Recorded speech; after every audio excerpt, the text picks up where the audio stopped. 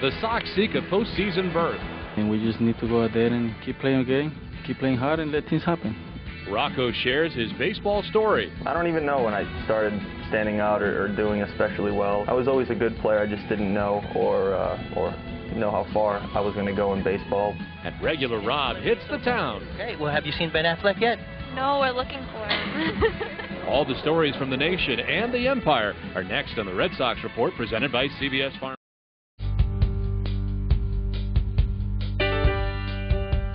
Welcome back to the show. When the Sox signed outfielder Rocco Baldelli in January, it united the ball player with a team he rooted for as a kid. Heidi Watney is the story of Rocco's run from Rhode Island to Yawkey Way. It's where I grew up. It's where I first started playing baseball, in my backyard with my dad and all the guys in the neighborhood. And that's kind of where I started playing and where I learned the game. Born in Woonsocket, Rhode Island, just across the Massachusetts border, Rocco Daniel Baldelli is the oldest of Dan and Michelle's 3 children.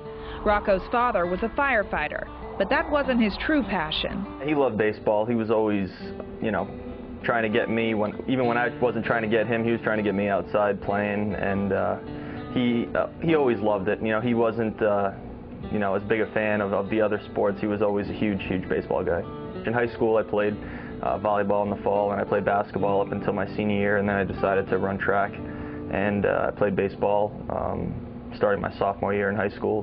Bishop Hendricken High won the state baseball title when Rocco was a freshman and defended its crown 3 times with Rocco on the roster. I don't even know when I started standing out or doing especially well. I think I was always a good player. I just didn't know or know how far I was going to go in baseball. You know, my goal was to go to college and play basketball and baseball and have fun, and that was where my mind was at going into my senior year until I started baseball season. The center fielder was offered a scholarship to play at Wake Forest, but pro scouts had a different take when draft day rolled around. We had a playoff game that day for our high school, so I was hanging out at a friend of mine, one of my teammates' houses, just hanging out with him and his family, relaxing, and I got the call before the draft.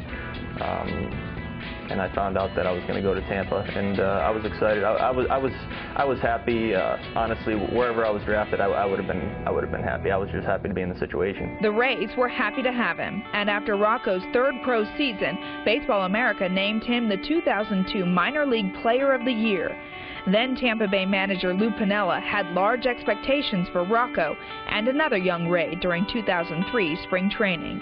Probably halfway through spring training, he just decided one day he was going to tell the media that Carl Crawford and myself were going to be in the outfield playing and starting on opening day. Here is Rocco Baldelli, last year with the Bakersfield Blaze, and this season in the major leagues. The Rhode Island native starting in center field for Lou Piniella. My first debut, I struck out. I'll remember that. But it was fun. I was just excited. I wouldn't say I was nervous. I was just really excited to be there, and my second AB, Pedro threw me a first pitch fastball, I think it was. And Baldelli leads it off with a base hit to left field.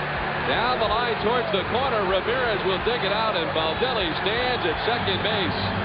His first major league hit in his second major league at bat, and the Rhode Island native stands at second base. I had my whole family and all my friends there, and they were all excited, and everyone back home got to watch it because it was on Nesson, I think, so it was a nice way to start. Not a bad guy to get your first major league hit off, huh? No, he's not likely to forget that anytime soon. The Rays weren't much of a threat to the Sox back in '03, but Rocco's presence posed a question of allegiance for some New Englanders. A lot of my friends wear their Tampa Bay hats, and I know, you know, for sure that they're Red Sox fans, and they would root for me and the Red Sox at the same time. I think that's the way that most people did. Rocco's followers had several opportunities to watch their favorite player play their favorite team each summer at Fenway. It's kind of tough because you want to say hello to everyone because they come there to see you, but I really don't have time to be talking to people at the field. So that was something that I really didn't know how to deal with at the beginning. Besides that, I enjoyed it. It was where I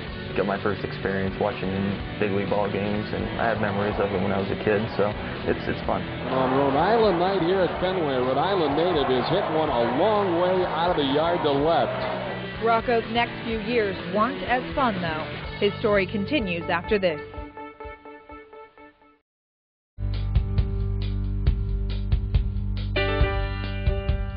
Welcome back to the show.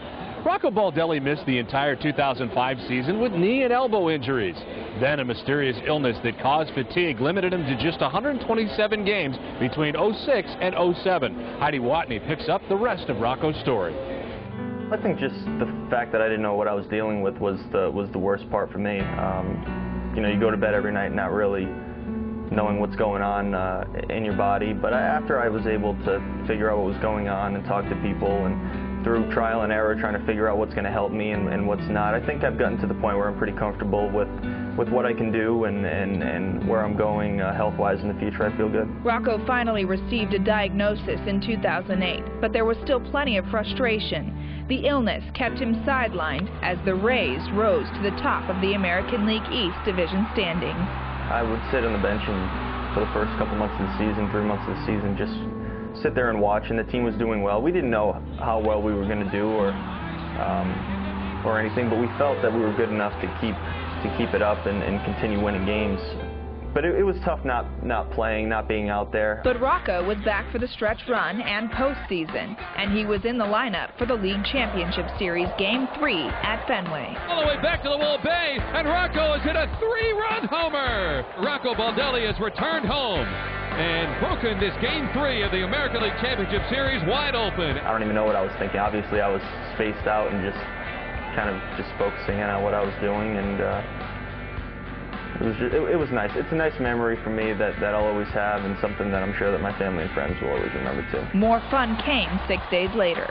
Being able to celebrate on the field and being AL East champs, taking the AL pennant, being out there, it's not something I ever thought was possible. Playing on Tampa, I didn't really expect that. But like I always tell everyone, I was there when it was tough, and I got to be there when we were doing well. So to be able to do those two things and work my way the entire time was rewarding. As soon as the clock struck midnight on the Cinderella race, Rocco's time with Tampa Bay expired too. He was a free agent for the first time. Boston was always a place that I had in my mind that I knew would be a nice spot, nice destination for me to be at for a lot of different reasons. And we kept in contact the entire off season, and eventually, we'll work something out. Rocco was honored with the Tony Conigliaro Award by the Boston Baseball Writers Association in January, just hours after he was unveiled as Boston's new number 5. I know, the loyalty that the people here have for this team, and it's really an honor for me to finally be a part of it. I knew that my role was going to be something where I would just do whatever I'm asked to do. If I'm asked to play left, right, center, take a couple of bats at DH. If I'm asked to do it, I'm fine doing it because I'm here to try to win, and anything I can do to help this team win, I'm here to do it. The former Tampa Bay Ray has gone deep, and the Red Sox take a 3-2 lead. Finally able to root for his hometown team again, Rocco hopes this October has a happier ending, one that will give the smallest state in Red Sox Nation some added pride.